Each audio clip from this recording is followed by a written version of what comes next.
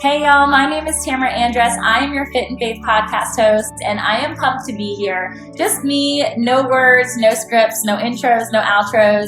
I love authenticity. I hope to breed vulnerability, and I usually do this alongside another dreamer, mover, shaker, entrepreneur, passionista is what I love to call them. If you're a dude, then a dude.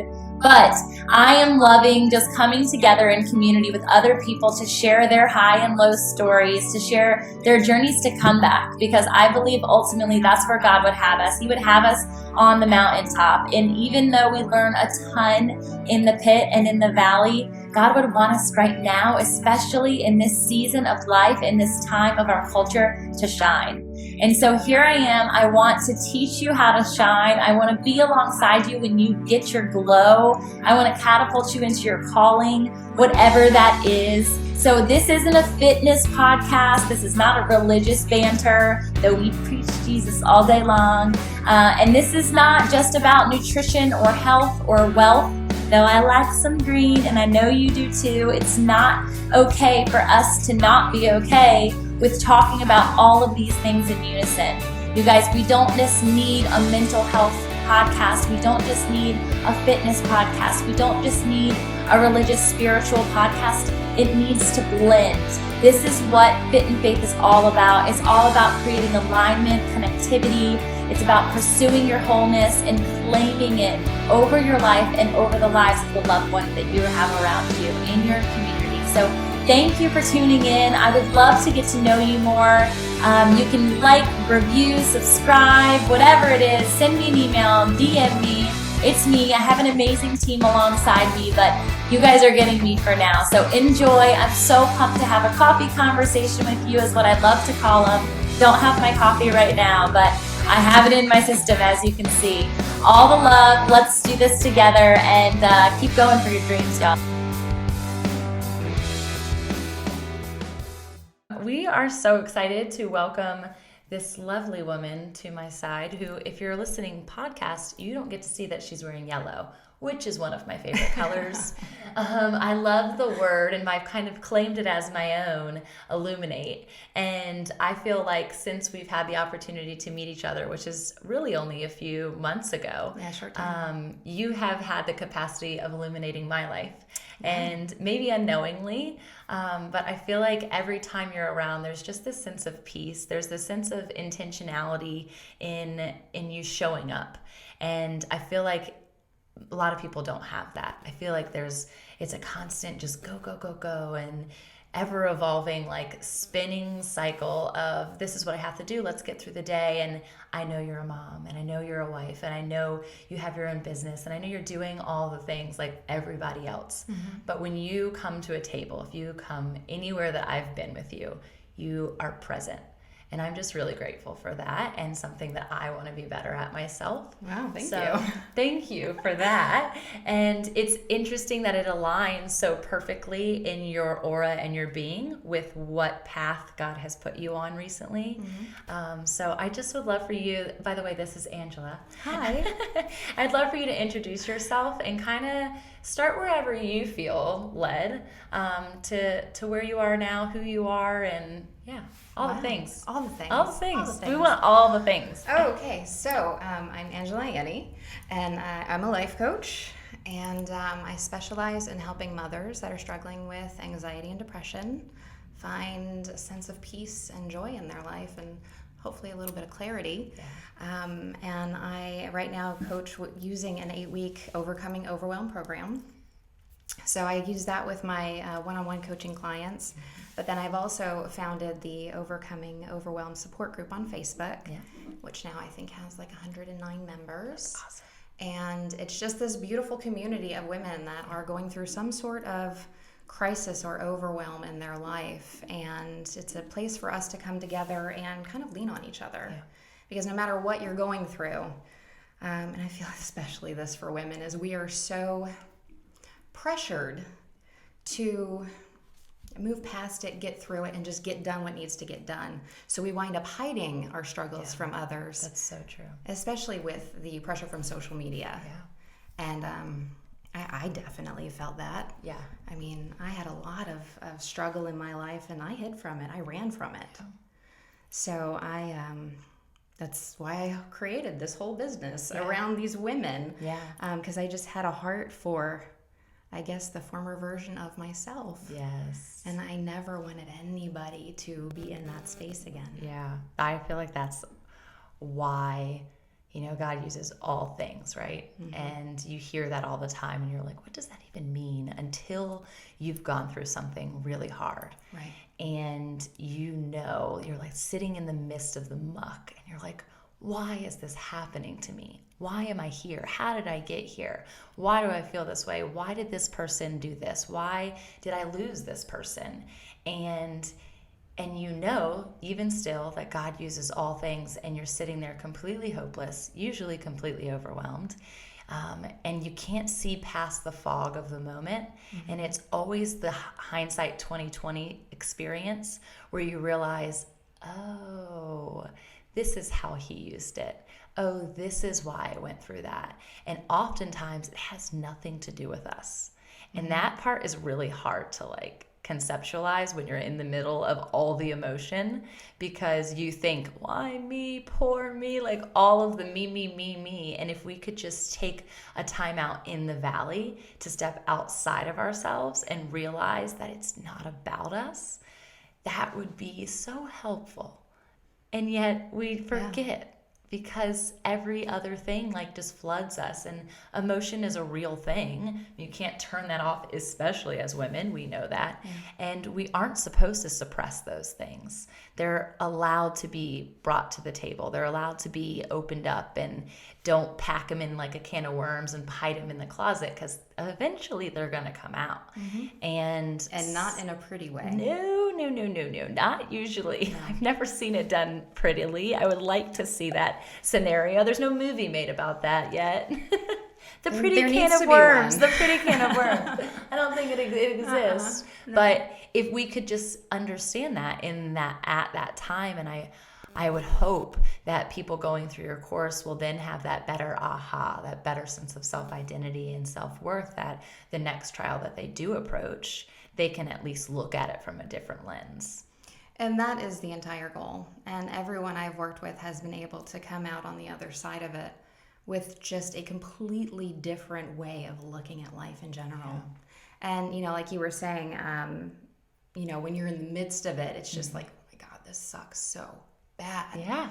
But you step out of it, and it's I tell my life story, and I tell people I feel like I'm making this up. I know.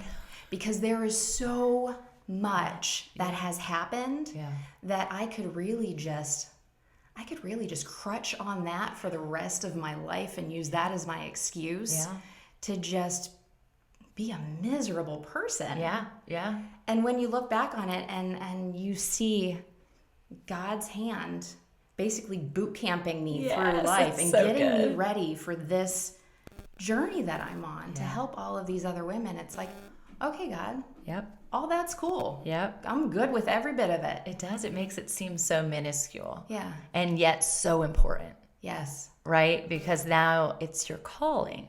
It's where God says, okay, sweetheart, you've done it. My good and faithful servant, you're still standing. You're still here to tell your story, now bravely, now confidently, now because you have gone through the muck and the mire, and say there might still be pieces. And that's an amazing thing about it, is that God uses everyone, no matter what space or state you're in. Yeah. If you're vertically aligned, he's going to horizontally align you with the right people that need what you've gone through. Exactly. And I think we're always trying to be the best version of ourselves. I mean, you haven't made it. We haven't made it, whatever made it means. I think for me, that'd be at the feet of Jesus, right? And so I've got a long way to go.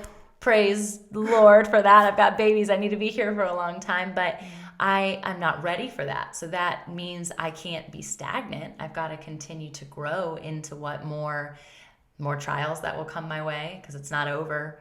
But also to abundantly live each day knowing I can be more than what I am right now.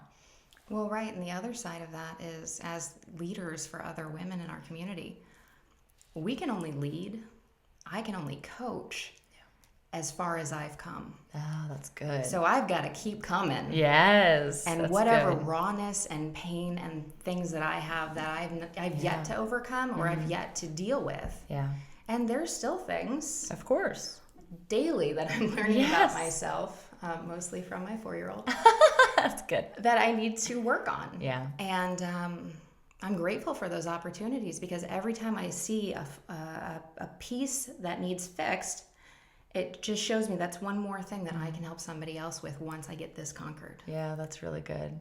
So you said when you share your story with people, and I've got to hear it a couple of times, but I feel like every time I learn something new. So kind of lead people through in whatever capacity you'd like, how you've gotten to where you are now and what that quote unquote other side or next mountain peak looks like. What were those valleys, and how can people come to you and feel entrusted by what you're teaching because of what you've been through? Okay. Well, I hope you know what you've asked for. I am. I'm ready. Okay. I will try not to make this too long, but I grew up without a father. Yeah. I never knew my biological father. He decided that he wanted to push my mother down a flight of stairs when she was pregnant with me. So that was a relationship that I never had, that I am now learning has affected me through so many pieces of my life. I was, and I don't like to tell a lot of people this because it's because I'm a Christian and it's not something I'm proud of, but I was pressured into an abortion at a young age. And that was a very difficult decision and challenge for me. I wound up, when I did wind up getting married to a wonderful man with 2 stepchildren, wound up having a miscarriage that completely rocked my world. Right. Because I was very focused on raising the 2 kids and working on my career and doing all of these things. And I wasn't really sure about kids because they're dirty and they're messy and they're expensive and ugh. And then this miscarriage comes along, and I never knew what true loss felt like. Yeah. And the funny thing is that the pregnancy was a surprise. Yeah. And I lost it, and it rocked me, it rocked my marriage, and it kind of just started this snowball of, like I said, this emotional boot camp that I was being put through. Yeah. Because shortly after that,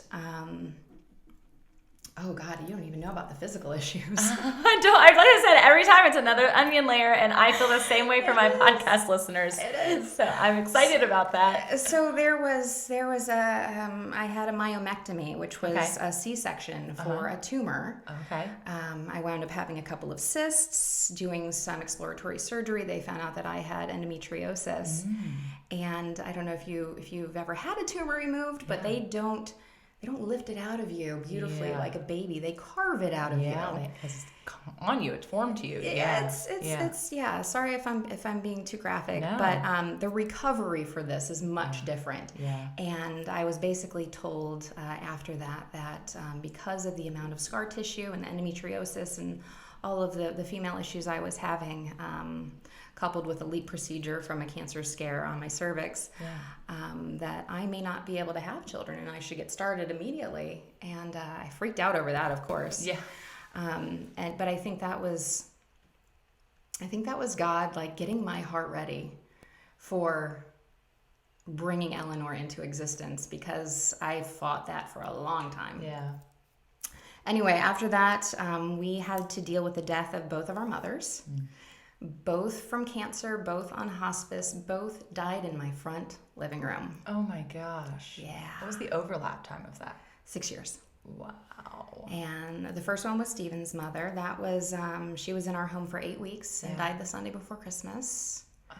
And because she is a woman and Stephen is a man, I did the majority of the caretaking and all of the things. Yeah. And then my mother. And this is kind of like my bittersweet story, because she was diagnosed the month I found out I was pregnant with Eleanor. Right. So she got 2 full years with her, which I'm so grateful for. Yeah. But I had dinner with her one night and I looked at her and I was like, oh my gosh, Sandy looked like that. I'm like, I turned to my stepfather. I'm like, she does not have a lot of time. And he just kind of broke down. And I said, you guys move in on Monday. I'll take care of it. Wow. She moved. She walked into my house on a Monday, was carried out the following Monday. Wow. Like it went fast. And you just recognized it because you experienced it already. Yeah, because he was talking about this trip in January. I was like, Dad, she's not going to last the month. Wow. So that was, I think that was the one that really rocked me. That was the one that just sent me down because I had a 2-year-old. Yeah. Oh my gracious. Yeah. So you're still having to mother while also grieving the loss of your mother. Yes. And your other mother, your mother-in-law. Yes. And so keep going because I know there's more, and then I'll ask the questions.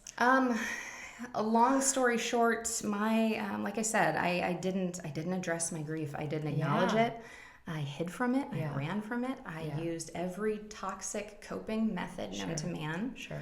I was on an awful medication that made me gain like 40 pounds. Yeah.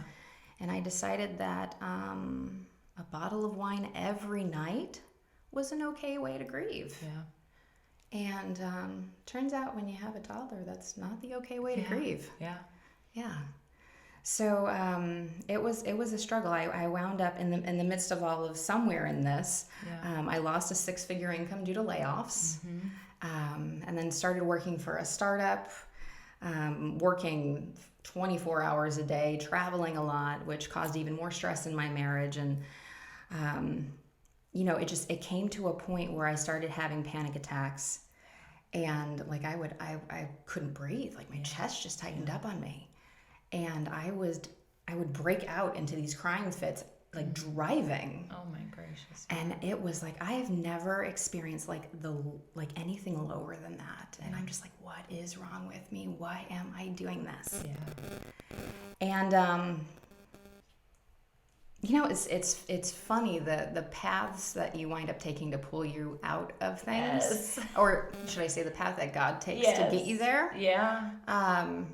And I wound up having a friend who said, hey, I want you to come to this women's retreat. Yeah.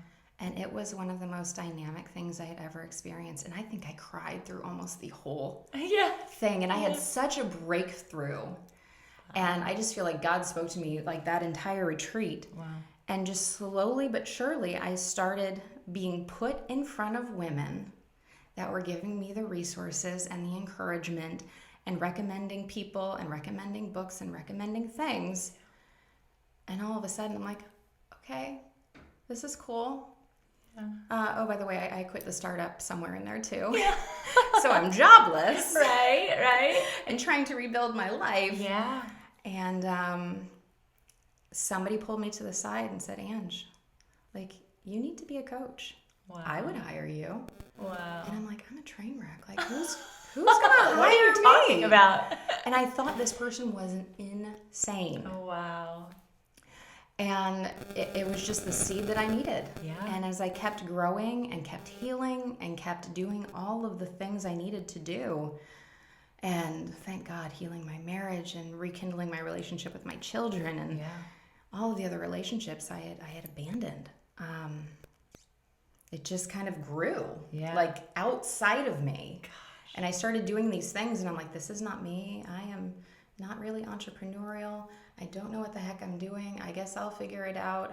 I don't have a ton of money to do this, and all of a sudden this thing just grows. Oh my gosh, it's so beautiful. Yeah, I feel like I'm rambling. No, you're not. No, it's so seamless. It's so seamless. I would stop you. Okay, so many people think that. They're like, I think I was rambling. I would stop you. Okay. You're doing amazing, and that is incredible because, I mean, obviously so much. And I feel similar when I share it in a long term, like a process of I was born here and this happened all the way to the end of where I am now. You're like, I'm a Lifetime movie. I'm so sorry. That was really depressing. I promise there was highs. Yes. I am a happy person. I did have joys. I did birth my daughter after experiencing the lows of the endometriosis and all of that. And it turns out that the recovery from a C-section is so much better than the recovery from a myomectomy. Oh, yeah. Good to know. Yes. So much better. So much better. But life is happening to everyone. Yeah. And I think the difference is, since I've come to the table in authenticity and I have been met by people who have done the same, is letting out the can of worms, letting other people kind of hold it with you, even if it's just in passing for that one conversation and then they never think about it again. It allows you to reestablish each time your identity. And in such a strange way, because each time you say it, I feel like you're letting go of it more and more. This happened. It's okay, because this is where I am today. Right. And that is literally how God created Jesus. This happened. He came and he experienced the pain of the world. And yet you get to be here with me now. And so it's such a beautiful thing. And like you said, it's so weird that you're led down paths that God still sees you in, because usually those paths are really dark and really scary, and yet we're so boldly walking there because we're blinded by all of the negativity. And yet I know from my own experience, walking through these dark hallways, and I was like, I'm good. There's a light down there somewhere. I'm good. And you just keep going until finally there's that concept of rock bottom. And you hear people say this all the time, and you're like, oh, well, they're not quite there.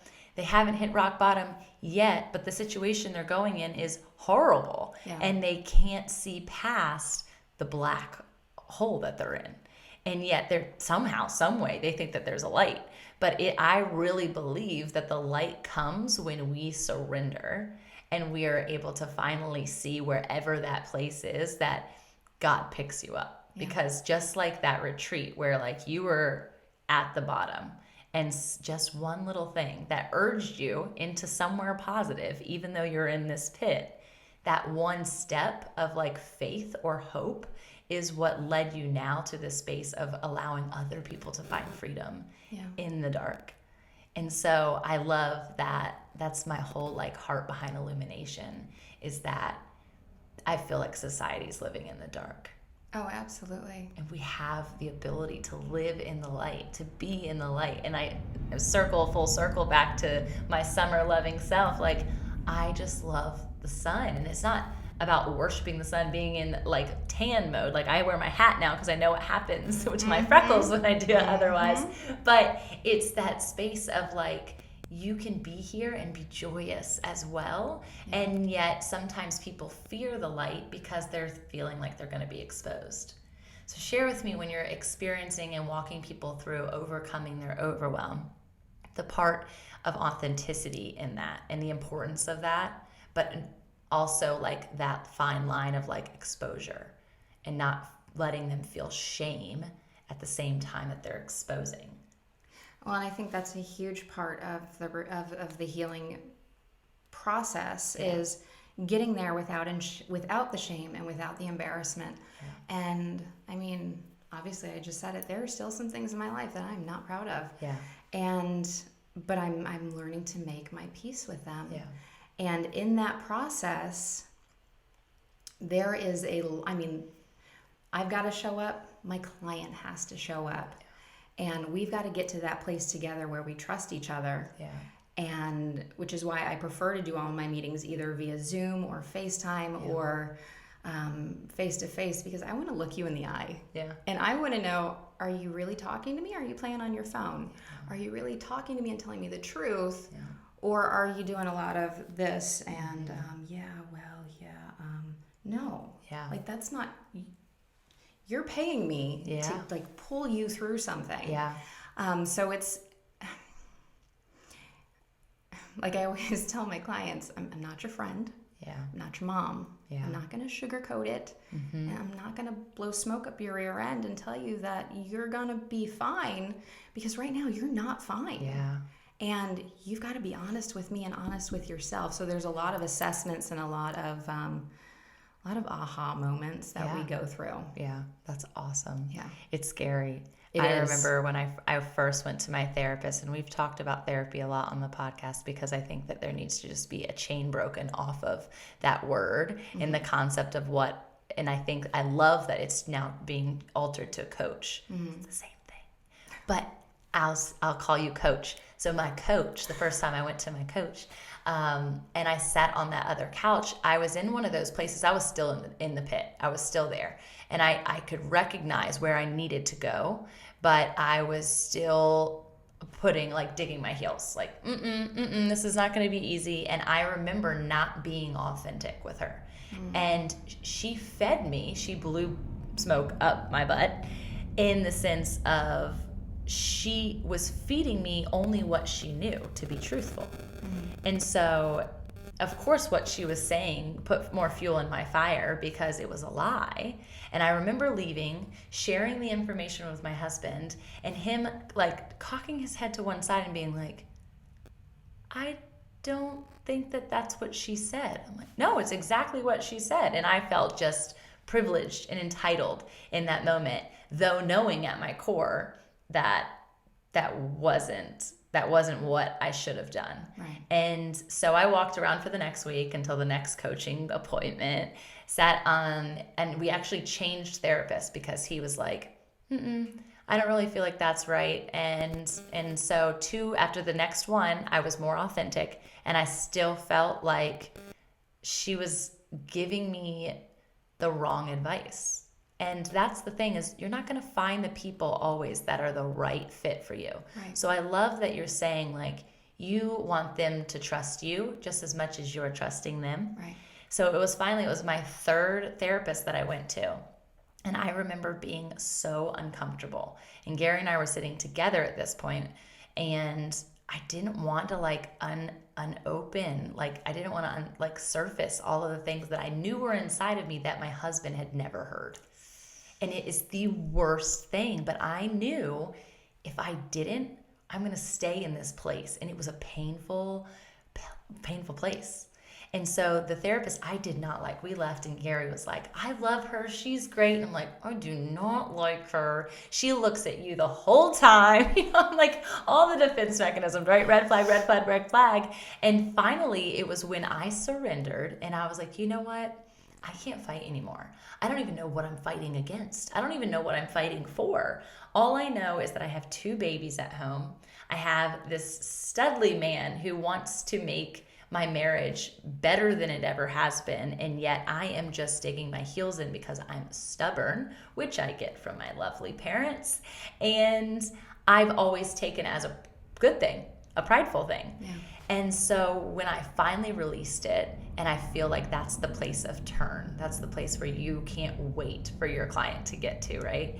I felt so much better. I was like a huge burden off my shoulders of you don't have to do this. The only person you're fighting against is yourself. It's not about anyone else. It's really just about you, and then allowing God to work within you. It's not even about the coach. It's not even about the therapist. But there's the rub, right? Because you've got to release yourself as the villain. Yeah, that's good. And that is so hard for a lot of women to do. Yeah. Because we are so used to blaming other people for our problems. And we want to play the victim, and woe is me that I'm going through this, and it's his fault, and it's her fault, and it's their fault, and it's this situation, and it's that trauma. And nobody wants to say, that's all BS. Yeah. It's me. Yeah. And it's my mindsets, it's my hangups, it's my lack of gratitude in life, it's my lack in general that has put me here, and no one else is responsible for that. Yeah. And that is a heavy weight to carry. It is. It so is. And it's something you feel like, and you hear about breaking the chains or the shackles or the bondage. And that is what so many people are at the altar for. Yeah. And I want people to know that God does release those things. Jesus does see you as the whole woman, the whole man that you were intended, and always what he's always seen you as. Right. And so it's that space of freedom. And I want people to get there. Like, that's the whole point of illumination. That's the whole point of overcoming, right? Overcoming overwhelm.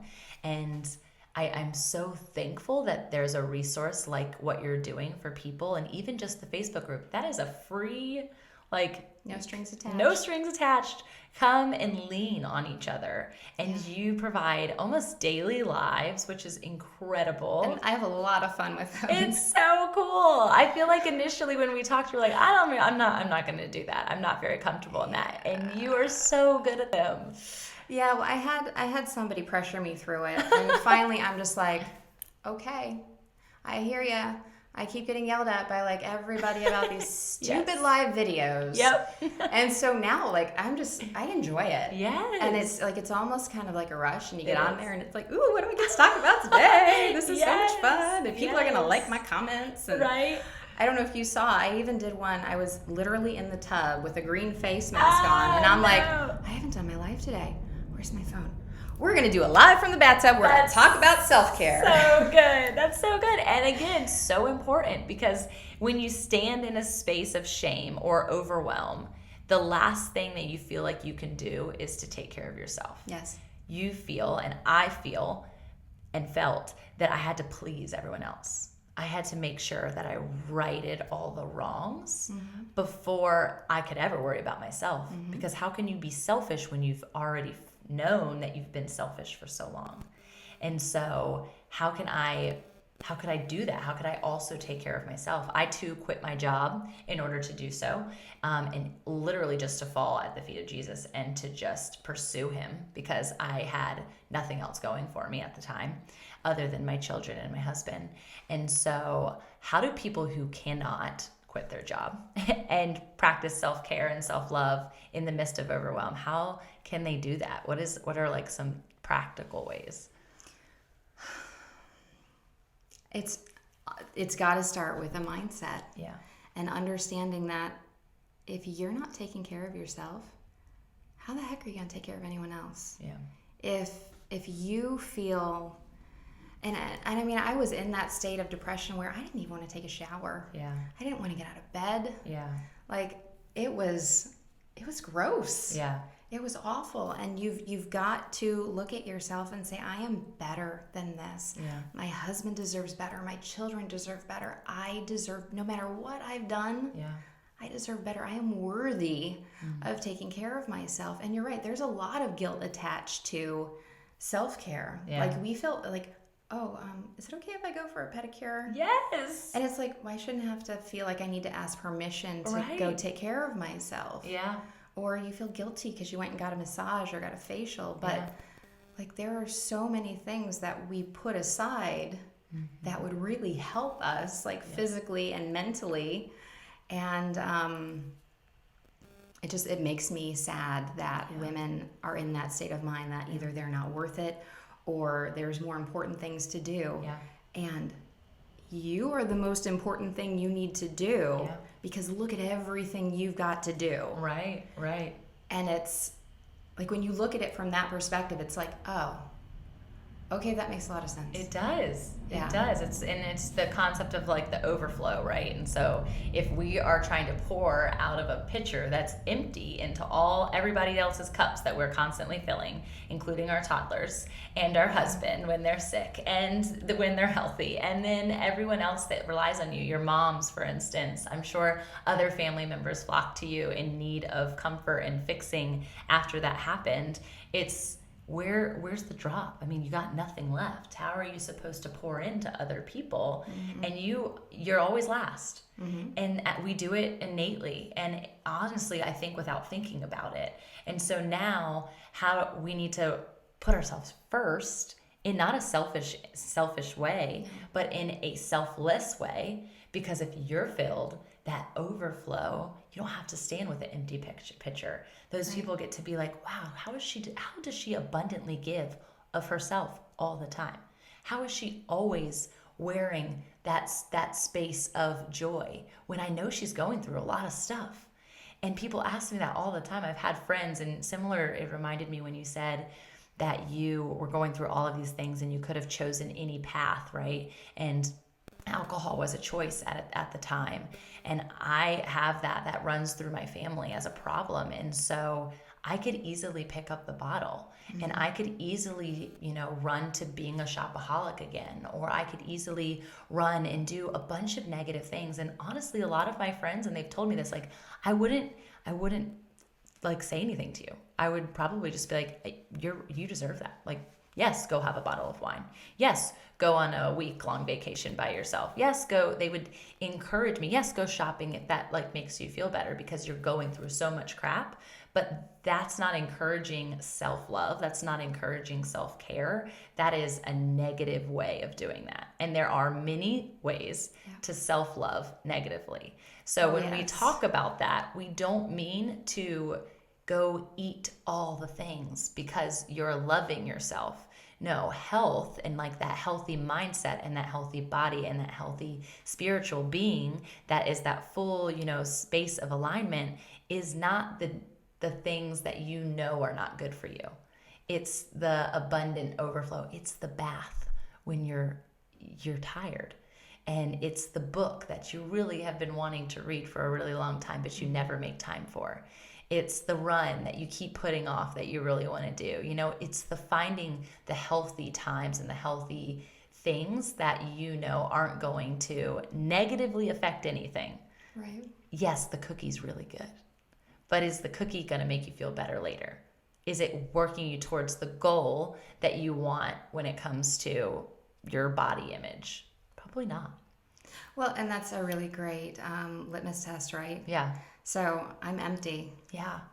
If I have this bottle of wine, am I going to feel more empty or more full? Mm-hmm. If I binge on those cookies, am I going to feel more empty or more full? Yeah.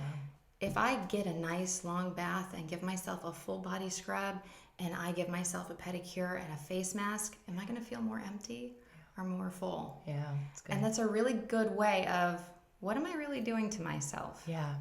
Because you're filling some sort of a hole, but what hole are you filling? Yeah, that's really good. So in your experience, and you obviously said when you went to the retreat, that was like kind of a God moment for you.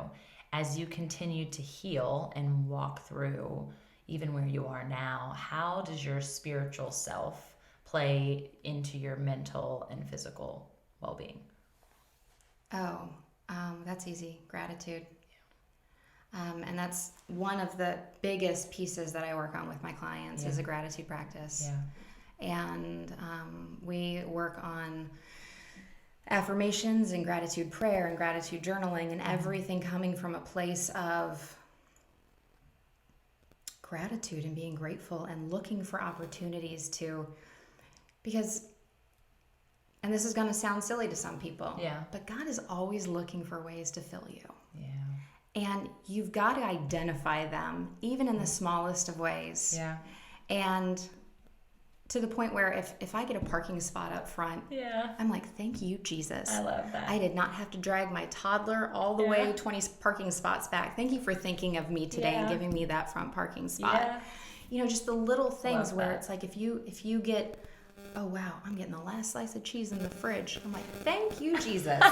And it's just, you get into this habit and all of a sudden, like, your brain starts to shift. Yeah. And you come from this place of, like, take gratitude prayer, for instance. I teach all of my clients, when you pray, you pray, thank you, God, for X. Yeah.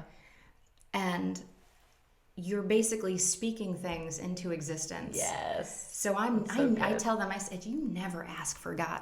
Never ask God for anything. Yeah. Never ask him. I said, you thank him in advance for the work that he is doing.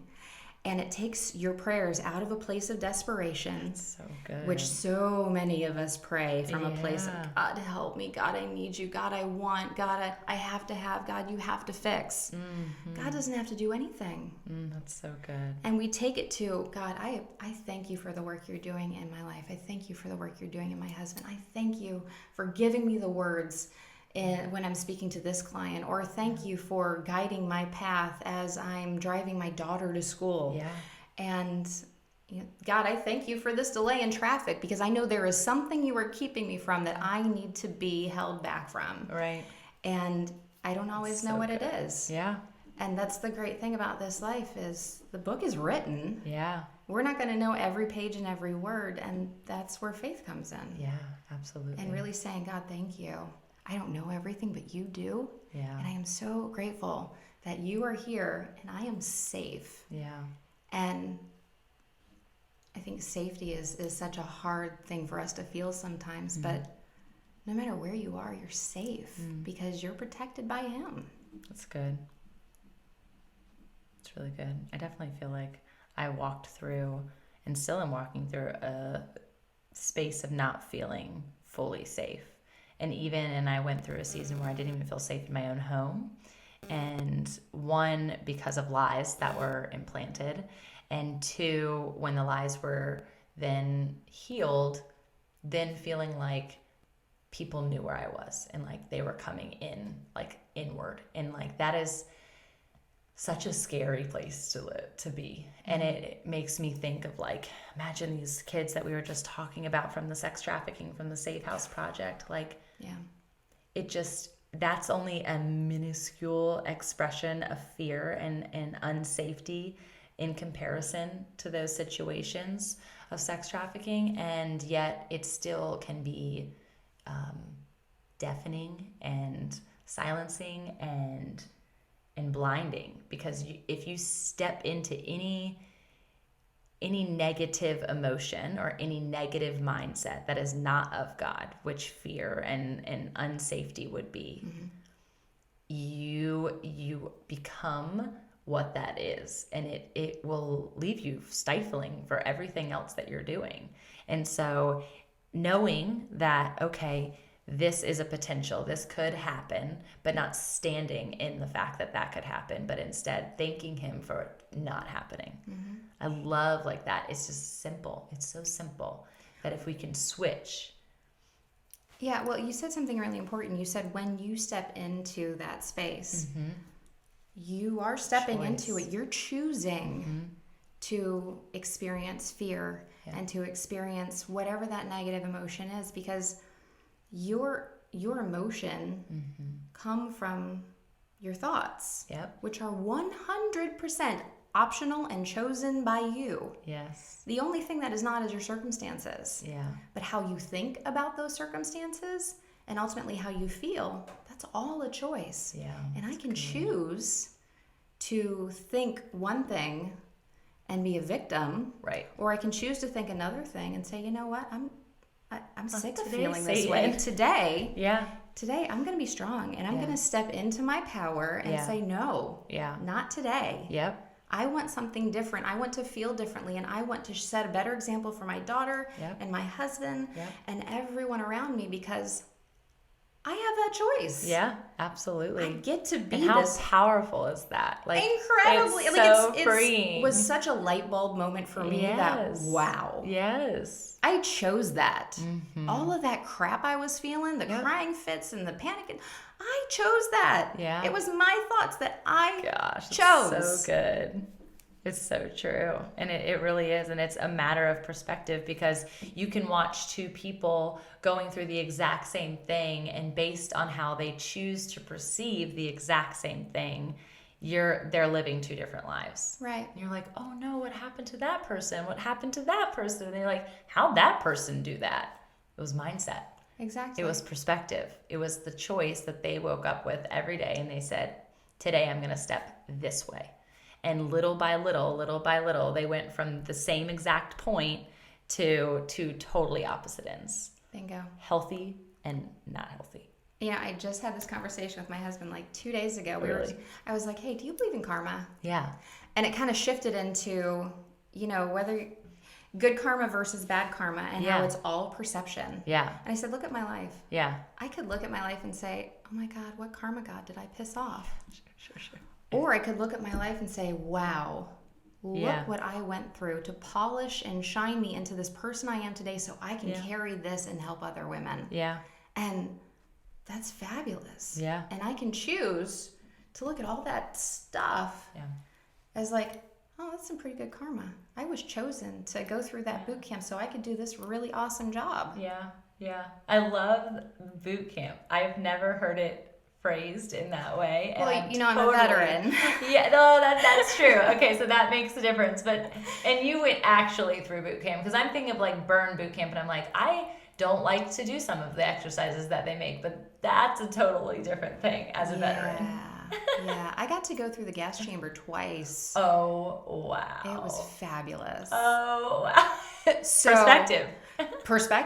I love it. And it just, it's.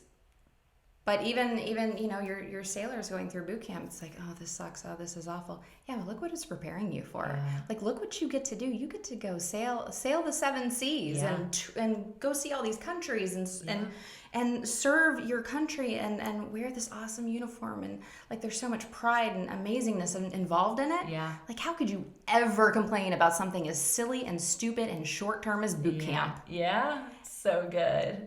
And I look at my life like that, and I'm like, oh my gosh, that was such a short-term thing. Yeah. Like, how could I dare complain about that? Yeah. Like, acknowledge it, feel it, get through it, but don't lean on it. Yeah. And people just want to swim in it till their fingers get all pruny. Yes, and that's a big thing, and I'm seeing it currently with a lot of people in my life, is that concept of like, here you are, and you are acknowledging that this is how you're feeling.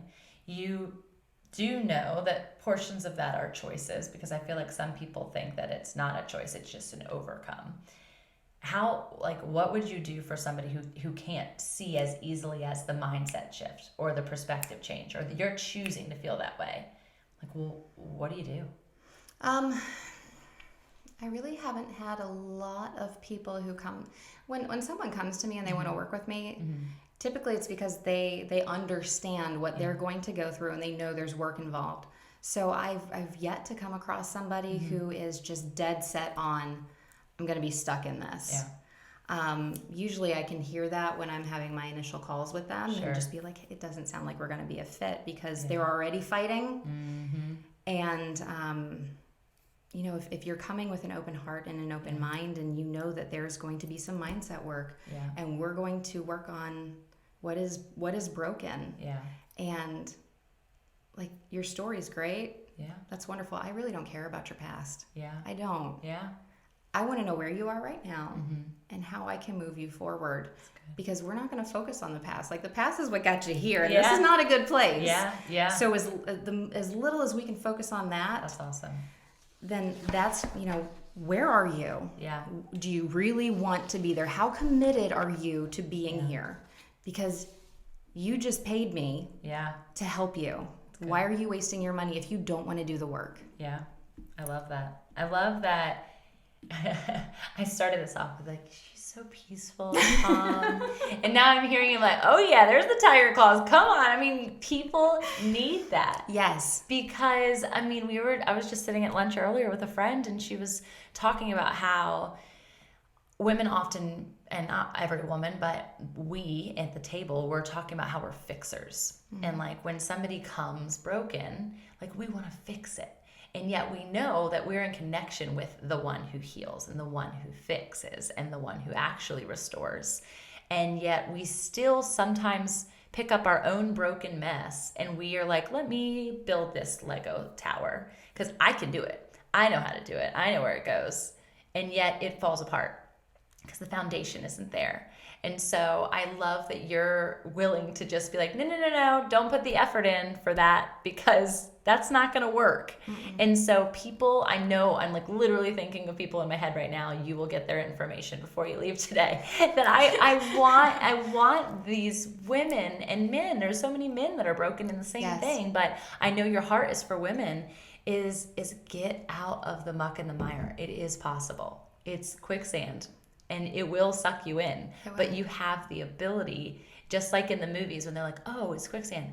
Oh, wait, mindset shift. It's not really quicksand. It's something else, because it's imaginary. And so let's step out of it. And so we have that ability. And it's just incredible that God gifts us the freedom of free will to choose even still, knowing that He wants us to be in that space of whole. He wants us to be in that space of alignment and balance and self-worth and self-identity. Yet He'll let us rest there so that when we get to the other side, there's that much more gratitude. There's that much more peace. There's that much more joy. And so I love that you're going to be somebody to kick somebody in the butt and be like, let's get there right now. Yeah. But I also love that God is with you in that, because it's been such like a God ordained ministry that you've created, and the timing and the everything that has aligned the way that it has. It makes no sense It in makes the natural no world. sense. It doesn't. I mean, I'm on the other end receiving everything, and I'm like, this is incredible. How did this happen? But it's beautiful, and I'm just thankful to be alongside you to watch it unfold, and knowing that the plethora of women that are going to be healed and are healed on a consistent basis for free. Remember the Facebook group. That's amazing. I'm grateful that you are stewarding what God has gifted you, even through the boot camp.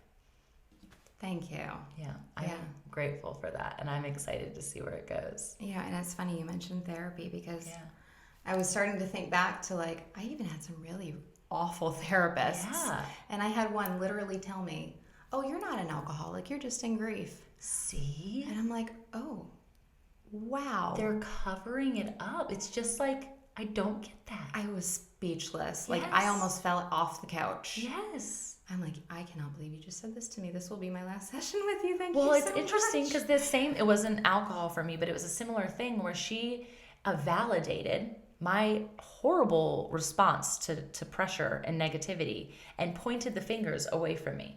Wow. And just like you said, it is not about them. You can point your fingers all day long. You will be in the exact same place. But until you point your fingers inward and you say, oh, what's going on here? And you start pulling those things out of you, you're never going to get better. Yeah. And it's the same thing with grief. And grief for me, and I wanted to ask this, I was actually thinking about earlier, so I'm glad we are still talking, was that I feel like I'm in the process of grieving somebody who's still alive. Mm-hmm. And it is way different because I have lost a lot of people close to me. And I've worked through that grief in a much easier process than it has been for me to grieve people that I've had to let go of, that I genuinely love so much, but they're not healthy for me. Mm-hmm. And that's a hard thing for people to do. I'm not experiencing that right now. It's hard. I've definitely been through that. Yeah. And I actually lost 2 women who I had been friends with for over a decade. Yeah. And same situation. Yeah. It was, and I feel like I sound selfish when I say this, but it wasn't serving me. Yeah. And I started to really evaluate those friendships. And when again, it's a mindset shift, and you start to look, okay, yeah, I miss X, Y, and Z, but here's what I don't miss. Yeah. And here's how this fed this unhealthy thing in me, and here is how this fed this unhealthy thing in me. Yeah. And this was not bringing me to a better place. This was dragging me deeper. Yes. And that's part of the 8-week overcoming overwhelm, is we evaluate every aspect of your life. Yeah. What friendships and relationships and people you're surrounding yourself with. They say you are a culmination of the 5 people you spend the most time with. Yeah. And there's a billionaire who's I'm not going to say his name because he horrible profanity. Okay. But one of my favorite lines, and he's a great coach, just very crude, was "Show me your friends and I'll show you your future." That's good. And as soon as I heard that, I was like, "Oh my sweet Jesus!" Yeah, that's good. Thank you for taking these things out of my path, so the right things could come in. That's so good. Yeah. That is so good. And I've actually seen it happen. I've seen that transfer of I'll provide you with that. Yeah. I'll fulfill that need. I'll fulfill that void. Probably similar to how it was fulfilled in some capacity with your dad. Yeah. And whether it was a man of earthly figure or God the Father, I know that he doesn't want his daughter's void of anything. Right. That was never his intention. Right. So that's good. I love that. Thank you. Of course. I feel wholer already. So good. Check. Mission accomplished. Another thing I want to touch on Yeah. is because this is a thing that a lot of people don't think about is what your diet is. Oh, yeah. And I'm not just talking about what you put in your mouth. Yep. But that has a huge effect on how you feel. If Oh, you're yes. feeding your body with a lot of grains and sugars, you're killing yourself. Yep. And you're causing a lot of inflammation, and I could go on and on and on for yeah. hours, but I'm not going to. Here you yeah. can look at the cute look at the videos on my Facebook group. Yes. I love it. But when I say diet, I mean in a holistic sense of, you know, back to your friends. Who are you listening to? What are they feeding into you? You know, what movies are you watching? What podcasts are you listening to? What music are you listening to? I was talking to this young man who was dealing with some depression online, and this was before I looked at his Facebook page, and I went to his Facebook page, and it was all death and destruction, and like lots of like death metal and lots of like really bloody video games, and I'm just like, I went right back to him. I was like, you didn't tell me about this. let's talk about your depression again, because I think I have the cure for you. Yes. Like, stop this. Yes. And people just feed themselves with these negative influences and the horror films, and if you're familiar with what an empath is, I don't think so. so an empathic person is somebody, and you would know if you were one. Oh, yeah, okay. Is somebody who feels things like 10 times more than anybody else. Okay, yeah. And, you know, energy is a real thing. Yeah. And when someone comes into the room and they've got the wrong energy, you just feel it in your gut. And it's just like, I don't know what's wrong, but this person has to leave my house. Yeah. And, you know, pay attention to those feelings and that, like, it's almost like a queasiness when somebody comes around you. And, you know, really, like, when I say protect, like, I can't say protect your energy enough. Right, wow. Because you're doing yourself such an injustice if you're not protecting yourself. Wow, that's really good. It's interesting because, you know, as Christians, you hear the concept of energy and you hear the chakras and all of those things. And I have a friend who's going through a chakra kind of femininity exploration right now through a class that she's taking for a year. And I was questioned, like, is that Christian based? And I said, I'm actually not sure that it's not or is Christian based. I think that there's a spiritual sense to it. And it immediately was turn this person off. And I think that there's so much to be said for that. And like, our body is an energy system. God created our body. God created energy. And therefore, why would you ignore something that is seemingly different than what you imagine your prayer life to be, if you can comprehend more in tune and more in depth with deeper portions of our being? Why would you not do that, in my understanding? Right. And like you said, there is so much about the world that we don't know. Sure. And there are a ton of documented studies on energies that people give off. Yeah. And I'm a firm believer and that there are energy sources, and you're either giving off a really positive energy or giving off a negative energy. Yep. But you can tell when somebody comes into a room and you just feel that, like, tightening. Yes, absolutely. And that's what you're experiencing is their energy shift, and, you know, when the oxygen just goes right out of the room. But like you, I think there's still so much to learn about it. Yeah. But, you know, I think we need to get away from, if it's not in the Bible, I don't believe it. Yeah. Because how long ago was that written, and how much stuff are we learning? Still learning every day? Yeah. And, you know, there's a lot of science-based things around those types of things, and I say, you know what, if it doesn't feel good in your gut, then fine, put it aside. Sure. But if you want to research it more and learn more about it, I mean, I think it's at least worth a look. Yeah, I totally agree. And I'm definitely not saying to put the Bible away. I don't think that's the intent at all. No. It's to merge what he's giving us as a science-based, you know, exponential learning, technologically advancing society. So there are things about society that are horrible in the speed and the energy that we are shifting. But at the same time, there are advancements. I mean, we wouldn't be here sitting live talking to potentially anyone in the entire world at one time, sharing the good news sharing the fact that there is even a Lord and Savior that they have an abundantly accessible option to if technology wasn't here. Right. And so and who but a very small portion of the world understands how any of that works? No, right. And so I just don't think that we should dismiss something that is new. Right. And it's honestly not new. It dates back way before even the Bible, if you actually go into what it's for. Someone the other day, I mentioned that for the women's retreat that I have coming up in October, that there would be yoga, that there will be flow. And they were like, oh, yoga is not biblical. I'm like, oh, come on. Are we really going to fight that battle right now? I'm like, that's not what I mean. We're not doing hymnals of a yogi experience. There will be a dedication, and there will be all of the meditation component.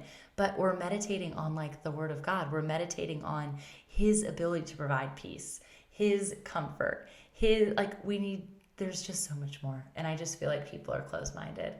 And it's sad and it's unfortunate, but there are the people that are going to have the ability to say, I'm in need of something more. I'm missing whatever it is that you have. And I hear it all the time. Why are you this way? And I feel like it's the similar way. Why are you so peaceful? Mm-hmm. All of us have those energies. We all have those vibes. And so to be authentic in them and honest with ourselves at the end of the day, what about me could I be better at? And there's definitely that. We're not perfect. We're imperfect humans, even Christians. We're probably the most imperfect. Yes, because we are aware of what perfection is. And we still keep doing the same messed up stuff. Right? So we are vindicated, but we are saved. And so it's so good. But I feel like that was a really key piece for you to share, that there are innate things within us, and people understand, you have the little cartoon. I'm imagining the little angel on one side and the devil on the other side, and they're like, oh, that's just a cartoon, that's not like a real. No, your conscious is aligned to the Lord, because you are a daughter or a son, whether you like to believe it or not. So when something is wrong, and when something is right, and that is because of what innately is within us, of that good versus evil. And yet we allow our children to have access to technology.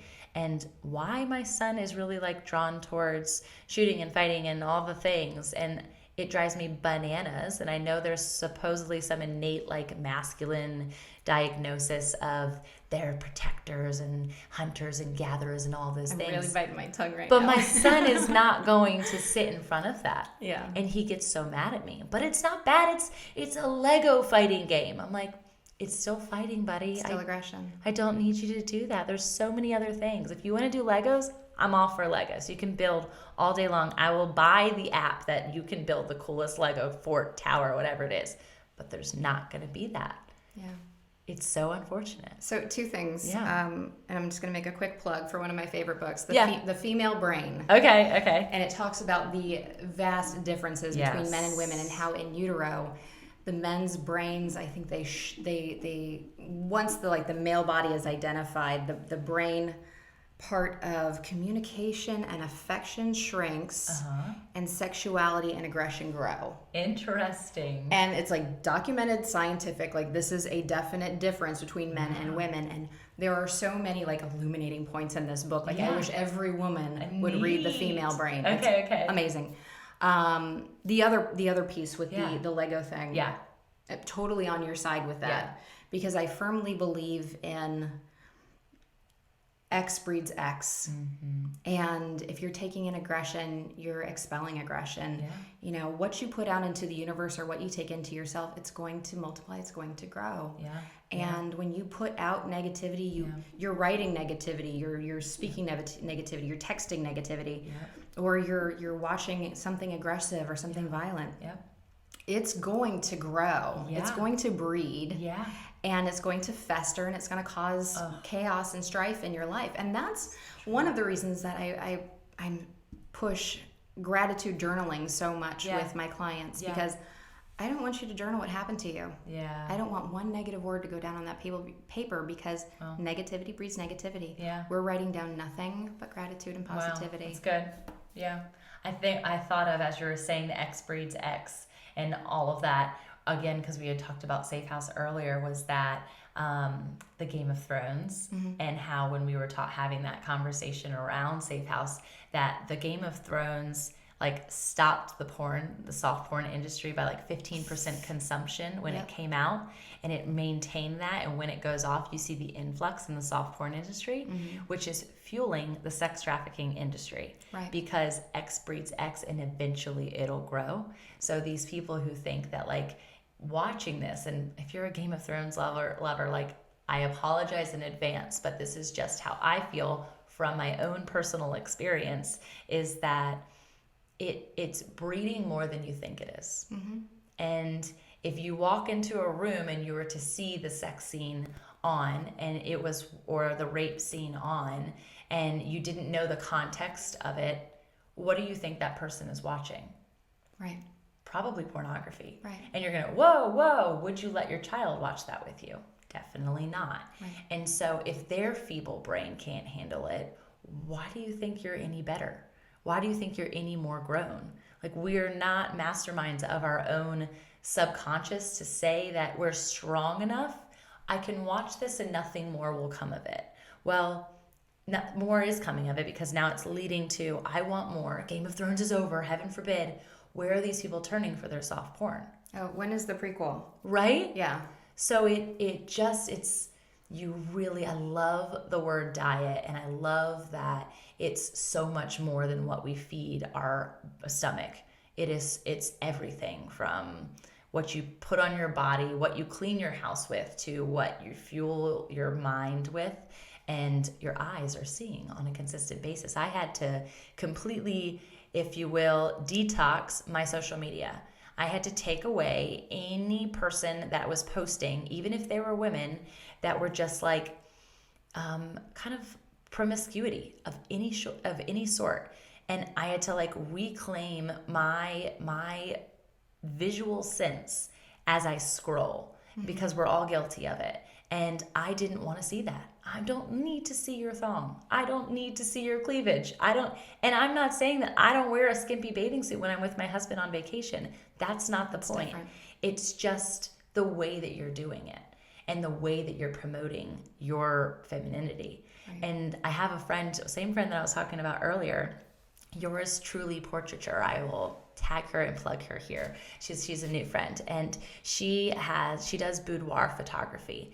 And when the first thing that came into my mind when she said that was skeech, like turn. And at the very same time, I saw this tattoo across her collarbone, and it said, "You are worthy." And so my brain is counteracting. I'm like, hold on.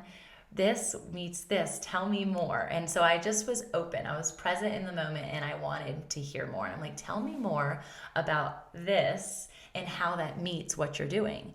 And but let me stop you for a second, because what a testament to your open-mindedness and your grace and your love and your willingness to accept that there might be a different answer. Yeah. Because how many people would look at that and say, no, I'm done. No matter what, I'm done. Right. And that is, like, I just wish so many more women could get to that space and stop the judgment and realize that there could be another side. Well, I think the biggest thing is because I've felt judged. Right. I am on that other side. I've had friends literally unfriend me and quote unquote unfollow, but I mean literally like what you said, like sever ties, because of my choice to be open about my faith. And I won't do that. It's just like when you see somebody, we have a friend who is completely head to toe tatted. His whole head is tatted, and across the back of his bald scalp it says Chief Sinner. And wow. I can only imagine what people think when they see him, especially the Christian, right? The little C Christian. They're like, oh my gracious, turn your head, you sweet little eyes can't see such a thing. And yet he runs a homeless ministry. Wow. And he saves lives of people who are completely condemned and completely judged and thinking and that they're thrown out as trash. And so that moment was just, I'm thankful for you to say that, because we need more of it, because it opens opportunity for connection. Mm-hmm. And at the end of the day, like, that's what we're all looking for, is connection. And because we don't want to be alone. We don't want to feel all of the feelings that we feel by ourselves. Right. And so she ended up opening up about the fact that she had a lot of body image issues and was struggling with obesity and eating disorders and all of these things. And yet at the very same time, she felt this desire through her portraiture to claim women's beauty, to who God sees you as, and that these photos aren't intended to go viral on the internet and create more into the soft porn industry, but instead to be coveted as the fact that you are loved and you are beautiful just the way you are in the skin that you're in. And it wasn't about the thong. It wasn't about that. It was done so beautifully and so tastefully. I've got on her social media. I'm like, oh my gosh, this is stunning work. That's and awesome. Now she's taken it to the next level where she's hosting retreats to take the beauty and the time that these women are feeling. They lose it almost instantly afterwards because it's a fleeting experience, right? And so she's like, how then, God continued to push her and say, there's more than just the picture. Let's go deeper. Right. And so she's about to host her second retreat where these women are having like transformational experiences of truly owning the skin that they're in. And so however it is that you walk around, it's the way that you hold yourself. Mm-hmm. And I love, since the moment I've met you, you've held yourself as a woman. And I love that. And I don't think, I don't even have to see what you're wearing. I just feel like this essence of womanhood. And so it's a beautiful thing. And like I said, I'm just grateful to walk it out with you. Wow, you were just bathing me in so much love today. As you deserve it. As you deserve. Thank you. You bathe people every day, I know, with what you do. Thank you. So I'm grateful. I hope today that people just had a sense of aha. I hope so. And a sense of release from things that they've been carrying. Because even the little nuggets that you were passing along, I'm like, note taken. So thank you. Yeah, of course. Would you like to close today in prayer and just... Absolutely. Fabulous. All right. Thank you. Oh, thank you, Heavenly Father, for this opportunity to sit across from Tamara and to be on this podcast. And I hope that somewhere, someone has been touched. And I thank you, Father, that my words and this experience has reached the right women and will reach the right women, and that they see your hand in everything that is said today, Father. And I thank you so much for both the life journeys of myself and Tamara, and that we just thank you, Father, so much for the awesome really burden that you have placed upon us in guiding and shepherding these women through experiences and things that we've been through before, and that you've empowered us to really work in your name, and you allow yourself to work through us. And Father, I just want to pass this over to Tamara because I am so overwhelmed that my words are just not coming out as I would like them to. No, so. They are beautifully spoken, God, and we just thank you. We just thank you that you are good. You are good all the time, even in the midst of our grief or our overwhelm. God, that you can make yourself known in all the small ways throughout our days, God, and that we would just focus on those, God, that you would give us the capacity, even in the midst of the hurting, Lord, to see you and to feel you and to hear you and to know you. God, I thank you so much for this precious time and my precious new friend. In your wonderful, glorious name, we will pray. Amen. Amen. Love you. Thank you. I'm Tamara Andress. I'm your Fit and Faith host, and I am so excited to just be here to share with you other movers, dreamers, shakers, entrepreneurs, pastors, whatever. If you've got a head and you've got a heart, I'm so excited to explore who that is, whose you are, and discover your wholeness, your health, your wealth, and your joy. I love to exude happiness. I want people to know that this is not... this came with trial, you guys. This came with a lot of effort. This came with a lot of lows and so many highs. And I want us to experience those together. This is a real community of dreamers, and I'm excited to help catapult your calling, your kingdom experience, the purpose of your imprint on the world, wherever, however that is. So come along for the ride. I am excited to chat with you. Like, comment, review, send me a DM, send me an email. It's me responding, even though I have an incredible team.